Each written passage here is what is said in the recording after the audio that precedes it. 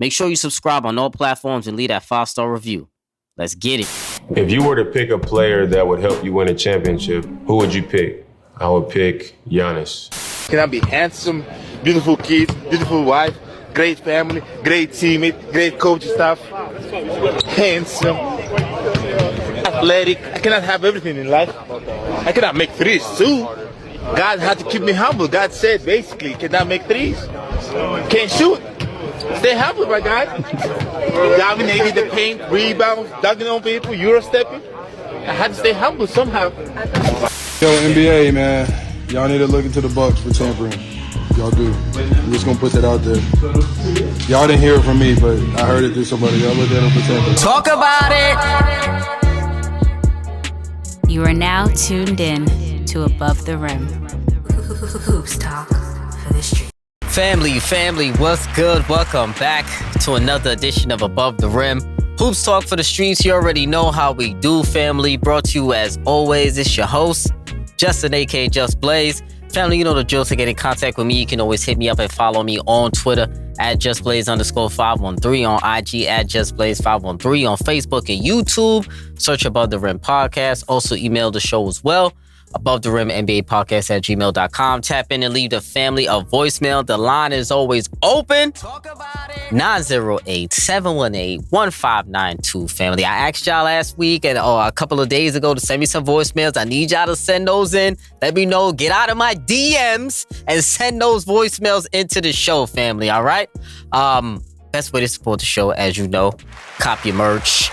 Link is in my bio. Show some love. I appreciate it, of course. Make sure you leave your boy a review on iTunes and Spotify. If you rock with the show, if you're watching on YouTube, make sure you hit that thumbs up. Make sure you hit that subscribe, comment, show some love. Tell me your thoughts in the comments also as well.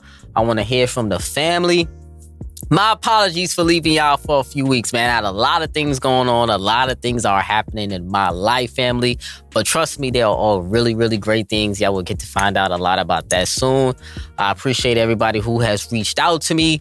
Everything is all good. Everything is all love. Of course, there's great things coming to me and everyone else around me very soon. So appreciate the love, family. But y'all know what time it is. Y'all know I had to take a little break because the NBA is coming back.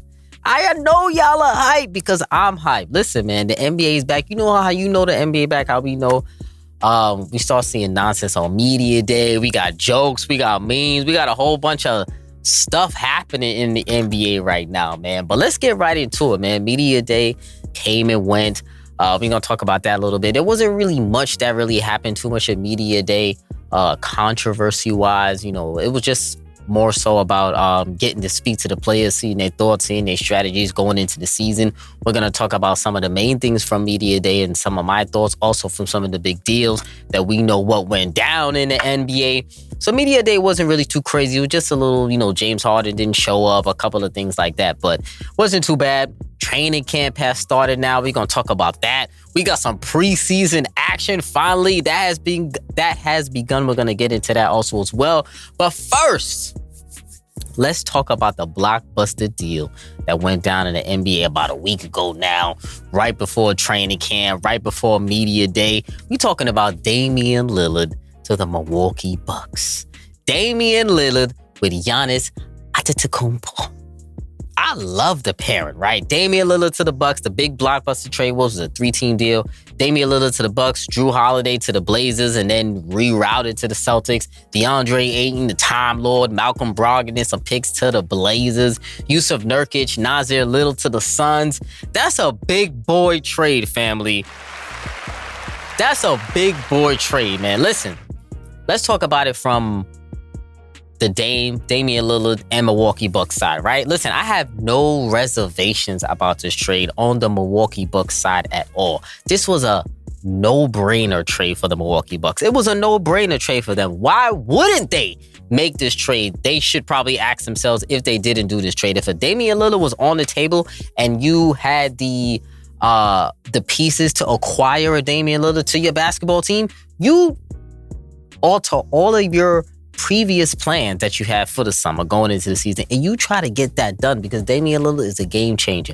Damian Lillard is a lineup changer. Damian Lillard is somebody that can really elevate your offense into the upper echelon of the league, which they kind of already are. So why not make a good team great? Why not make a great team unstoppable?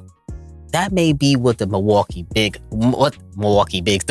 Bucks have done by acquiring Damian Lillard into that lineup, pairing him with Giannis Antetokounmpo, Chris Miller, and Brook Lopez and those boys. But listen, no offense to Jrue Holiday, but this was an upgrade at the position.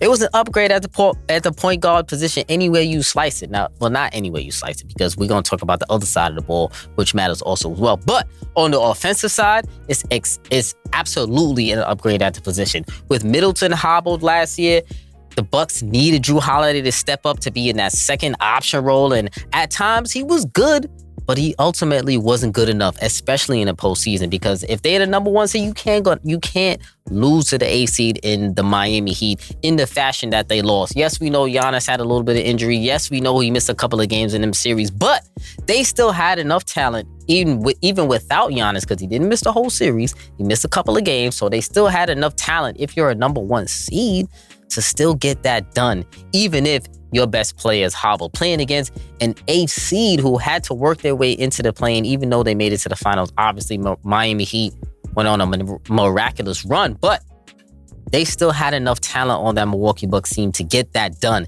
even with Giannis being hobbled, right? So ultimately, Jrue Holiday just wasn't good enough in that second option role with Chris Middleton hobbled to get that done. Sub out Jrue Holiday, insert a top flight scorer in Damian Lillard into this Milwaukee Bucks lineup that needed a new look on the offensive side of the ball. Come on, bruv. Listen, how will teams even try to contain a Dame Giannis pick and roll? Let's think about it, family. If they trap Dame, that leaves Giannis open on a roll. If they drop to protect against lobs to Giannis, then Dame has an open pull-up, a midi, or a step-back jumper. If they contain that duo, then it's a kick out to Middleton attacking a rotating defense, or Lopez launching an open three. Family, we call that bread and butter. That's bread and butter right there. Both Giannis and Damian Lillard, both of these players know exactly how and where they need to be to score the ball. They know where their bread is buttered at, and those two will get it done together. Listen, I love the pairing on both sides of the ball. They are a nice yin and yang offensive and defensive combo, and I'm excited to see how this pairing develops over the course of a season. I think, to me, I said it on my boy Wole's show. Shout out to him at the Urban Sports Scene. Shout out to those fellas. But I said it on their show. This was a match made in heaven for Damian Lillard and for Giannis Antetokounmpo. I love how those two fare together. I love the potential of that duo together, and I'm excited to see how they will do,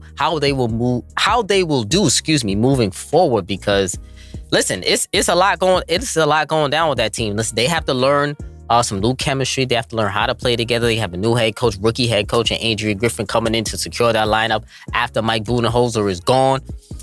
They have a lot of things that they're going to have to work on implementing how both of those two guys will play with each other in the lineup. But the sky's the limit for these two right now. The sky's the limit for this team right now. And they are back in championship contention if you were one of the people that took them out because of their loss last year. But I don't think there was a lot of people that actually did that. But when talking about these two teams, obviously they got their first preseason game that they're playing today. But neither Damian Lillard or Giannis will be playing in that game. But when talking to those guys in practice, the first couple of days in training camp and in media day, here's some thoughts that Giannis had between the strategy between Damian Lillard and Giannis Antetokounmpo going forward. But now when we talk about specifically this duo, we have to be on the same page. I want him to be the primary point guard. He's the point guard of this team.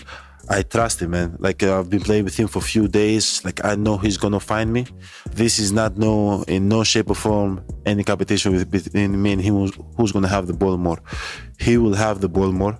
I trust, I believe he's gonna find me, and not just me, he's gonna find our teammates. We have to let Dame be Dame. Dame is here to be Dame, and we're going to let Dame be Dame. That was Giannis Antetokounmpo right there in practice, talking about the strategy between him and Damian Lillard. Listen, he said Dame like about 5 times in that clip. We get it, bro.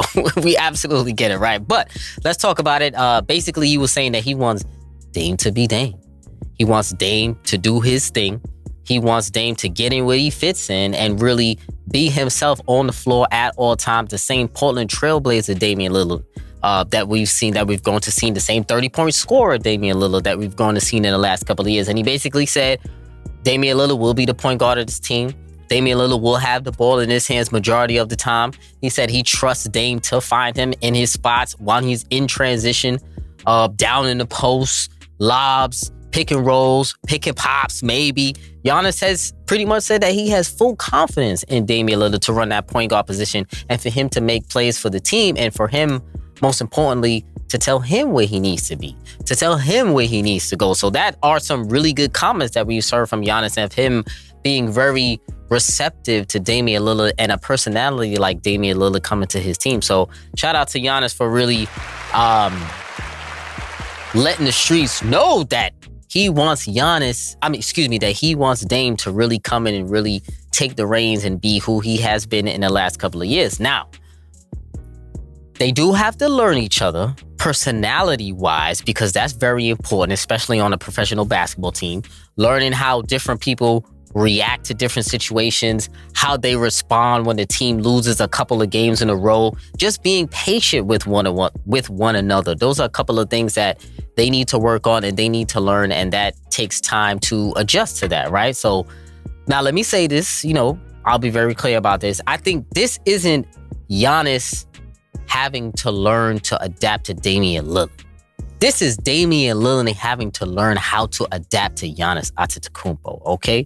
Damian Lillard has never played with a guy as good as Giannis. So Giannis is better than him, and more dominant than him. So he has to learn how to adjust his game around Giannis, not the other way around, okay? He's the point guard of the basketball team. He needs to realize that, and I think he will realize that, but I'm just saying, for argument's sake, that he needs to know that Giannis is the number one option on this team, and whenever he is open or potentially open, to make sure he's getting that ball as many times as he wants to, because he is the most dominant player on this team, and he's going to be the one that takes you over the top. You are I wouldn't say a number 2 option, but you're a 1B at best. Not 1A, 1B. So you can still take your 20 something shots, 20, 25 shots, or whatever the case may be, but you also need to know where the team's bread is buttered at.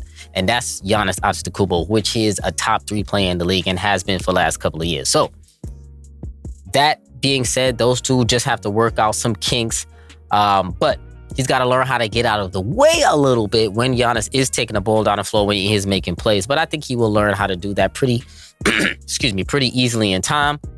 And even though pretty much Vegas somehow put the Bucks front and center of Vegas title chances, they basically the betting odds favorite to win the NBA title.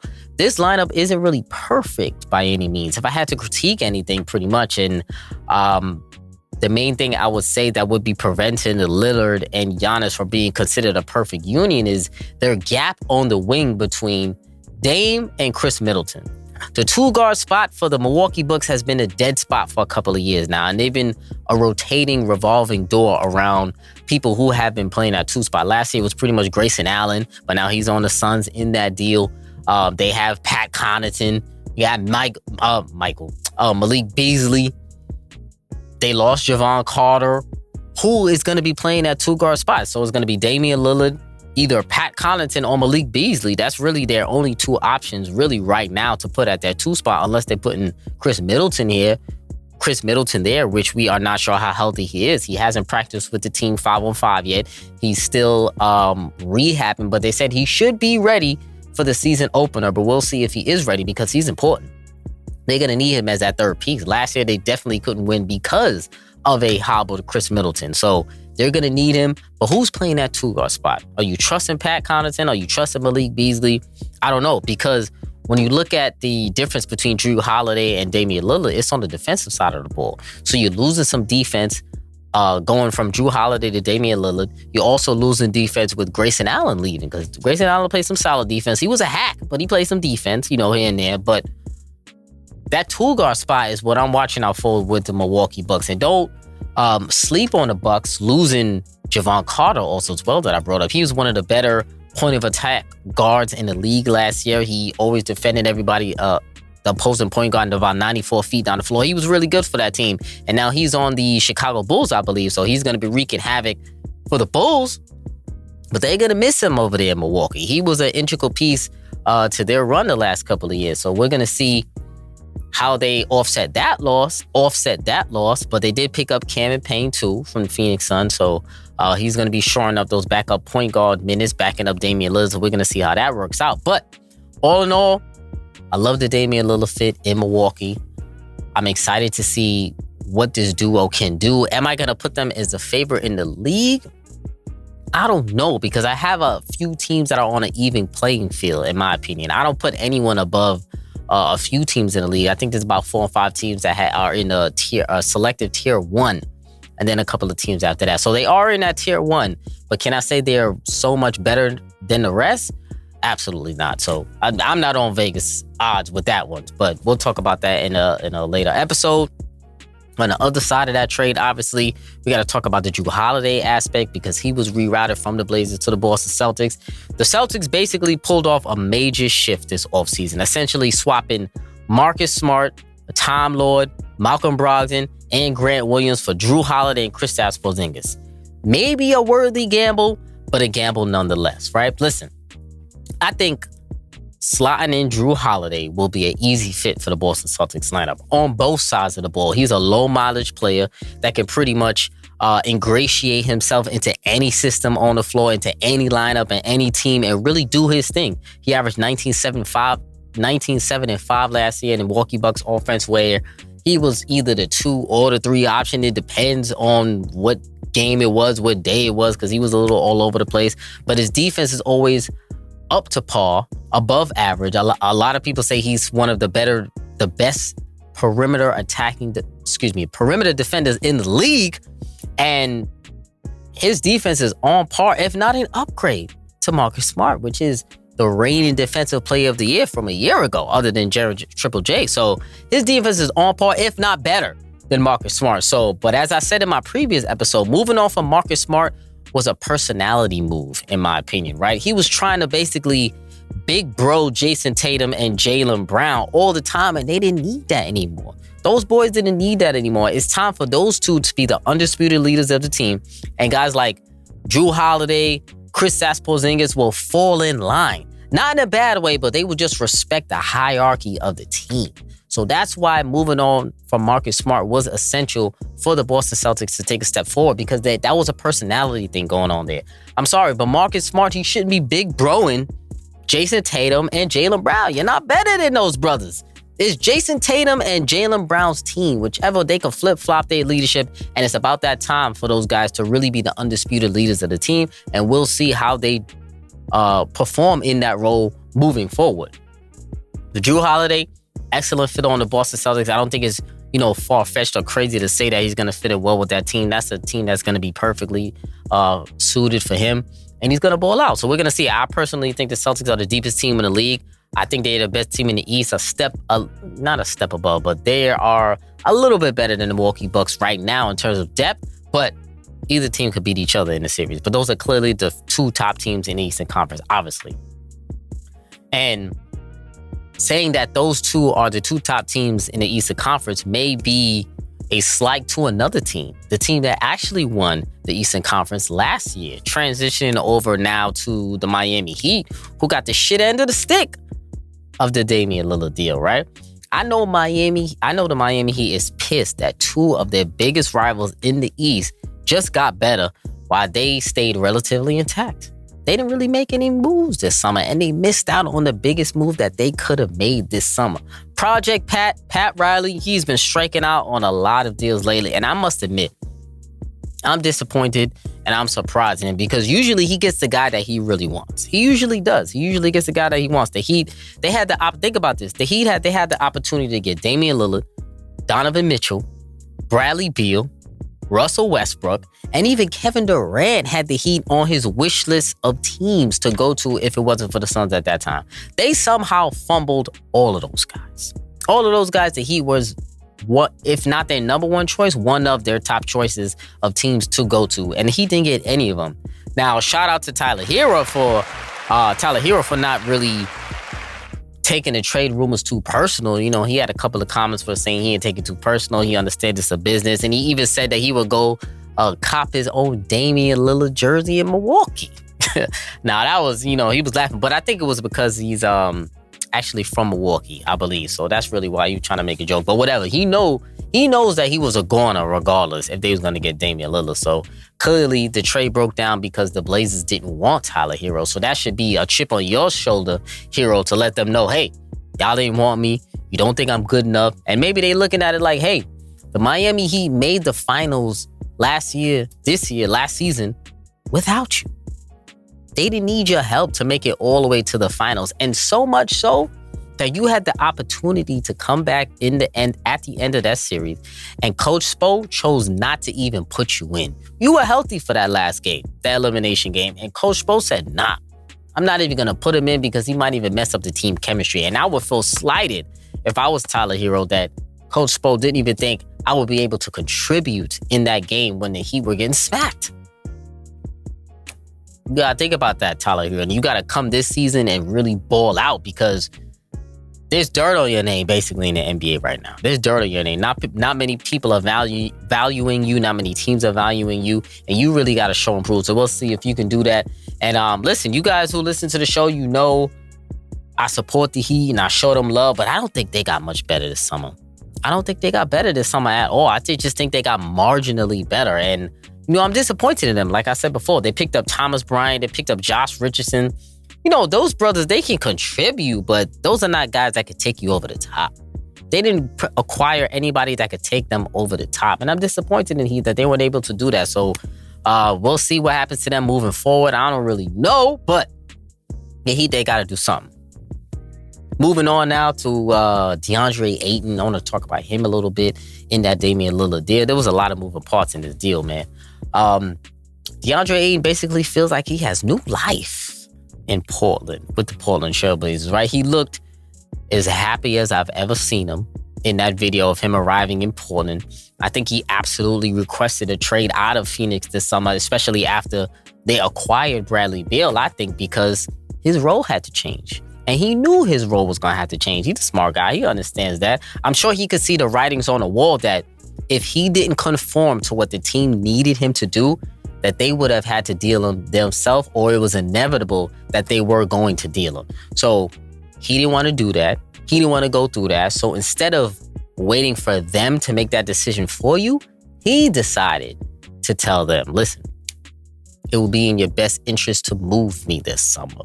I think that's what happened behind the scenes that won't be reported, that a lot of people won't say. I strongly believe that. And, you know, it was better for all parties. So at first, you know, I thought it was a weird trade. I had a feeling, you know, DeAndre Ayton was going to maybe be moved. I remember a couple of episodes back when Flex came on the show, he talked about them potentially moving DeAndre Ayton, and there were some options. The Blazers were one of those options, and look where he ended up going to, the Blazers. So they were a team that were looking to acquire a guy like DeAndre Ayton for their youth movement going forward. So DeAndre Ayton basically said that he's seeking a new beginning with the Portland Trail Blazers.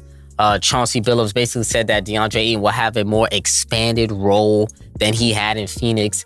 Ayton averaged 18 and 10 last year. He was the number one pick in the draft, so we know he's got the talent to play a lot better than he has been, but it's always been the motor with DeAndre Ayton. It's always been the motor with him. Adding, and for the Portland Trailblazers going into the season, we're going to see if he has a new motor now because he's more happy, because he's in a better situation for himself. We'll see, but hopefully he can play with more of a motor because that was his issue last year. You know, I always got fired for DeAndre Ayton after he let Max Kleber out-rebound him in that semifinals against the Mavericks on the Phoenix Suns. That shit was ridiculous to me.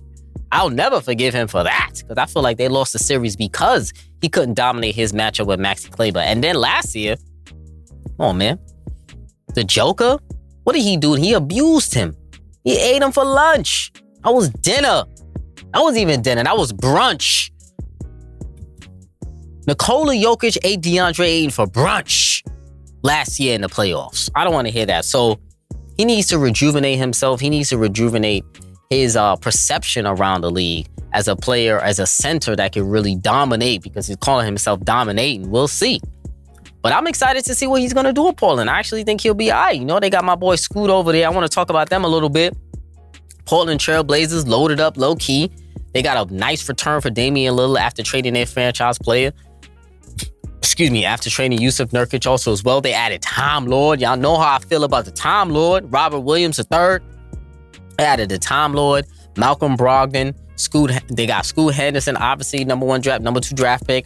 Anthony Simons, Jeremy Grant, DeAndre Ayton. Think about that lineup. I like what's happening here with the Portland Trail Blazers. Y'all know I'm on record saying that Scoot Henderson will be the Rookie of the Year, and he's the best rookie in the NBA right now. We'll see how Wemby ends up for now, but Scoot is the guard for me right now. Scoot, I love what he's doing. I love what I've been seeing from him, even a little bit in Summer League. He didn't play too much. I'm going to see how he looks in preseason. They haven't played yet. But how good can this Portland Trail Blazers team be? Play-in? Playoffs? Maybe? What I want to see out of this Blazers team, what I think will be nice to see is Chauncey Billups throwing out a lineup of Time Lord at the 5, Ayton at the 4, Jeremy Grant at the 3, Anthony Simons at the 2, Scoot Henderson at the 1. Think about it. I think that lineup could cause some problems for a few teams with that length, that athleticism, and that skill. Lowest of keys, though, if Ayton might be more comfortable playing a 4 spot, because that would allow him to score more. He doesn't have to worry about protecting the rim as much. He doesn't have to worry about rebounding as much. That's the Time Lord's job. That may be easier for DeAndre Ayton to stomach right now for a role.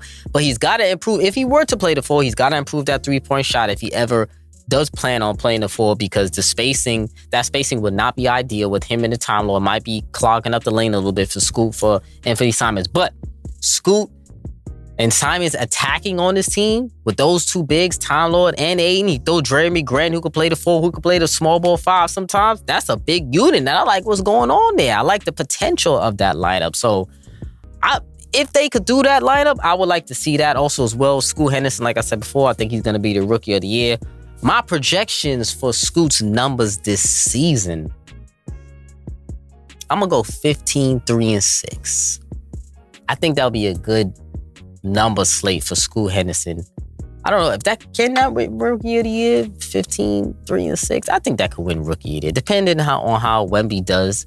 I would love to see Scoot average 18. That would be nice, but we need to see, because there's going to be a lot going on in Portland, and we're going to see how much Chauncey Billups puts the ball in Scoot Henderson's hands. So we're going to see how that rocks out. I like what the Portland Trail Blazers are doing moving forward, and I think they're on a fast track to success with their new pieces, with their new young core. So I'm excited to see what the Blazers do moving forward. The Philadelphia 76ers are again trapped in a state of deja vu right now. The James Harden trade request has been taking some unusual turns. He skipped media day, basically 2 days of training camp also as well, only to show up and act like nothing has ever happened. He's not playing in their preseason opener tonight, and all sources indicate that he still wants a trade, mainly to the Clippers. James Harden, man, I don't know. Dang. I don't know what's going on here. Listen, Daryl Morey must have really pissed James Harden off, man, because this trade request could have been done quietly, but James Harden most definitely wanted to shame Daryl Morey. That's the reason why he said it publicly. That's the reason why he made sure there were all the cameras around to say that specifically. Never in my wildest years that I think a player will come out and publicly say that the general manager or president of basketball ops say to them that they're a liar in front of everybody. And you know that clip was about to go crazy. So basically, in my opinion, James Harden wanted to shame Daryl Morey. And, maybe he got his reasons for doing that. I don't know what went on behind the scenes. You don't know what went on behind the scenes. So stop the speculation. Unless James Harden said it or Daryl Morey, only those two men know what was said behind closed doors or whatever it is that Daryl Morey promised James Harden, right? So, but I honestly believe that James Harden would have been traded already if he didn't go while public with his trade request, because they could have worked things out quietly, and I think that would have been able to get this done. But because it's not quiet, because it's so public, I think it really limits the amount of teams who would trade for him. And now it's like a big deal to trade for James Harden. It's like a real bigger deal. Everybody wants sources. Everybody wants a little insight. You know, everybody's being a pain in the ass for information. So a lot of teams don't even want to deal with that right now. It's training camp. The season's about to start. Nobody needs that extra distraction right now, right? So I think if James Harden didn't go public with his trade demand, if he kept a little bit quietly, I think he would have been traded, maybe to the Clippers. But now, I think it's just an ego thing, and it's a petty standoff between those two guys right now. And we'll see who wins. But I think James Harden's the trade request is dumb in my opinion, and I don't think the options that he wants to go to, I don't think any of them make sense.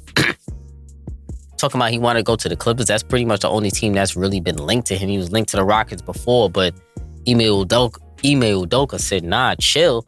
I'd rather go with Fred VanVleet over there, and I'm not mad at him for that. But James Harden on the Clippers, y'all let me know what y'all think about that. I'm not a fan of James Harden on the Clippers. I think James Harden on the Clippers is excessive, and it doesn't make sense to me. I think it's excessive is the word that I would use for it, because he's not going to be happy being the third or fourth option on the LA Clippers.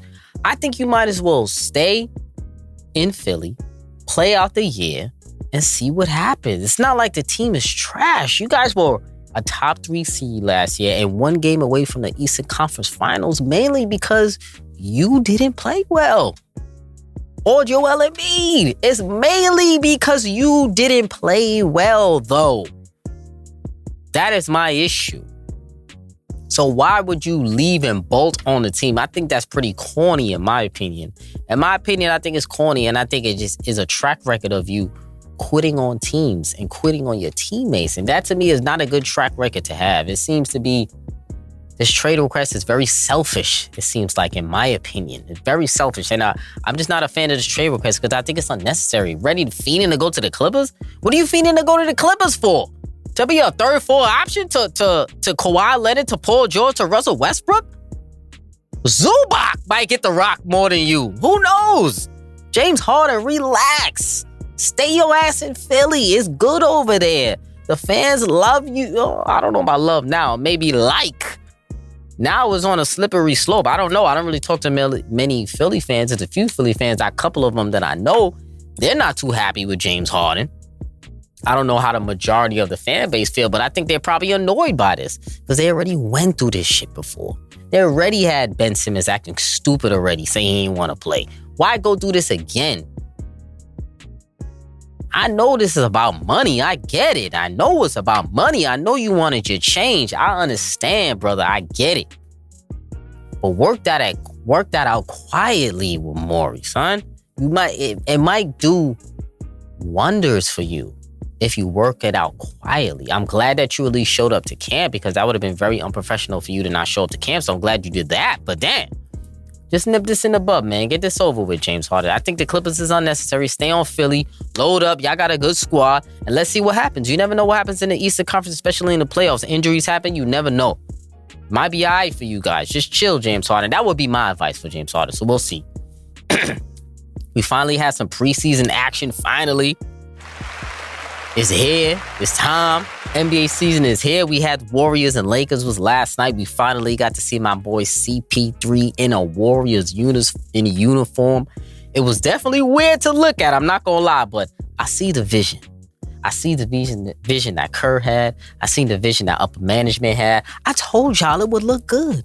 I told y'all it would look good. Y'all didn't want to listen to me. If you watched that preseason game last night, you saw the Golden State Warriors attacking on the offensive side of the ball and being scrappy on the defensive end.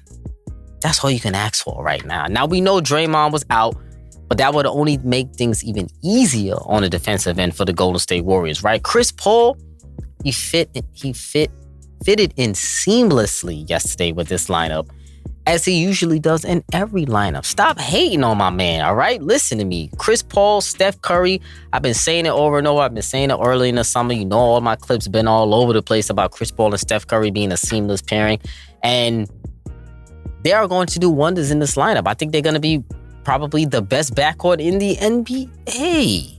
this year. I mean, you can fight me on that, but I'm not gonna lie. I think they're the best backcourt in the NBA. I'm gonna put that on the set. I'm gonna say that right now. Listen, I'm looking at what's been happening after practice. All the videos that have been coming out. Chris Paul and Steph Curry have been staying after practice and have been working on plays with each other.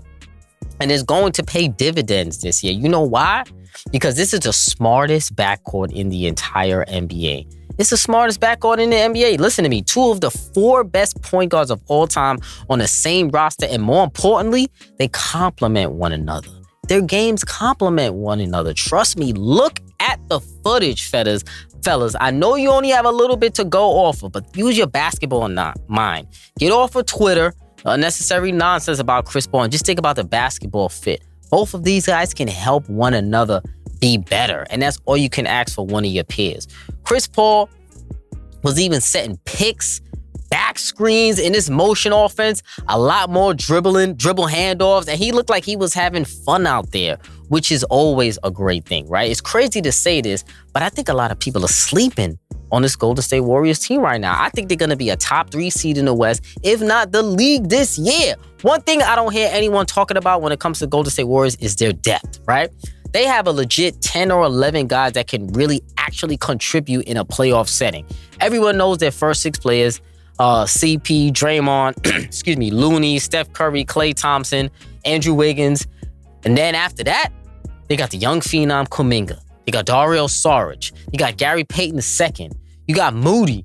And then you got Rudy Gay on the lowest of keys. Listen, Rudy Gay could still contribute a little bit. I don't know if you saw in that preseason game, but he had a couple of buckets and he still has size. He can still shoot the ball. He can still do everything in the mid-range.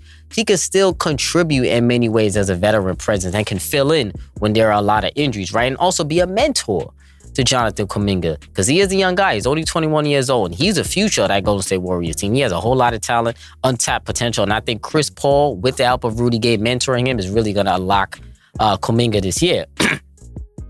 And the only thing I would suggest for the Golden State Warriors is for them to find a little bit of a rim protector. And I think that was the only thing that would help them. Also in that preseason game, LeBron obviously didn't play for the Lakers, but they look decent as a unit. AD looked ready to go. He was pretty much giving Looney the business a lot in that preseason game, but I wasn't surprised. One thing I would say too, Christian Wood, he looked a little out of shape to me watching that game. I didn't like how he looked. He usually was a little slim, I feel like, last year in Dallas. But if you look at that footage from last night against the Golden State Warriors, he looked a little heftier than he normally did, I would say. I could be wrong, but I just feel like he looked a little out of shape, in my opinion.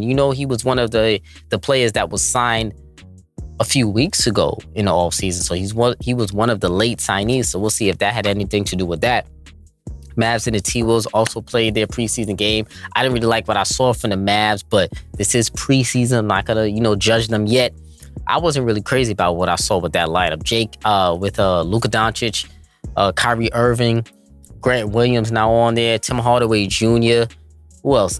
Kleber, Dwight Powell. They got to do something about that center, because that Dwight Powell, that's not it. You can't be bringing him into 2023, 2024 season and expect to be going far. They got to upgrade in that big man department. I need to see a lot more from the Dallas Mavericks, because I didn't like what I was seeing in that little game right there. But on the lowest of keys, though, when I'm thinking about the Dallas Mavericks, this might be Jay Kidd is on the major coaching hot seat. He's on firing watch, I think, Jason Kidd. He might be on his way out this year if the Dallas Mavericks don't really go far or have an exceptional season. I'm starting to wonder, because they're not going to be patient. Mark Cuban is not going to be patient with the lack of success with a player like Luka Doncic on your roster. So pay attention to the Mavericks. If he does get rinsed this year, you know where you heard it here first from me. But look out for Jason Kidd. Rounding out the show, some more news around the NBA. Victor Wembanyama, he debuted in front of Spurs fans. They had an open scrimmage. I love the video that I've seen coming out of there. I'm curious to see this season. I'm going to talk about Wemby in a little bit. To see how Greg Popovich uses Wemby this season, right? I don't know how he's going to use him exactly. I think he's going to use him well, because Pop is a genius, one of the better coaches in the league. And a lot of talk has been on what position Wemby will play. I personally think the 4, but he could play the 5. Some people are saying that he might even play the 3 at times. So we're going to see. He's going to be having the ball a lot in his hands also as well. But there's a lot of talk about that, what position he will play. I think he will play the 4. Maybe Zach Collins playing the 5, but then they got to see what they're doing with Vassell, with Johnson, Trey Jones, Sochan. They got to see what they're doing with their lineup because they have about 6 people that they could start. So we'll see what position that Wemby is playing. I personally think he should play the 4. That should be my opinion, but we'll see. Also, rounding out the show, I gotta give a shout out. The WNBA announces the Bay Area expansion team to begin play in 2025. So the team will play its games at the Chase Center and train in Oakland. Shout out to the ladies pushing the WNBA forward. The Bay Area getting a new expansion team heading to the WNBA. Shout out to those ladies there. And also today, the WNBA Finals starts today. Family, make sure y'all are watching that also as well. The Las Vegas Aces against the New York Liberty. Family, make sure y'all are watching that. It's going to be an exceptional series. You know who I'm rocking with. I'm rocking with the New York Liberty in that series. I got the Liberty, but let's see. It's going to be a very tough matchup. Isaac Wilson, Breanna Stewart. It's going to be a hefty matchup. You know, during the season, the New York Liberty was one of the only teams to have the Las Vegas Aces number during a couple of their matches. So I know they looking at them as if they're a team that has the potential to beat us, even though the Aces has been the best team in the league all year, obviously. And we knew that going in, but we'll see how this matchup works. I'm excited to watch it. You should be excited to watch it. Make sure you check out the ladies playing ball. There's some great basketball being played there. That's what I'm talking about. Family, thank you for joining me for another episode. I appreciate you rocking with me for this long. It's been a couple of years now since we've been doing this show. We got another season upcoming, great season coming along. I appreciate you for rocking with me as always. Shout out to the gang. Subscribe, tell a friend to tell a friend, like, share, and subscribe. I appreciate you, friend. Hit me up on the voicemails, on the emails, also as well, above the rim NBA podcast at gmail.com. Tap in and leave a voicemail. As we know, 908-718-1592, family. This is episode 217, and we out.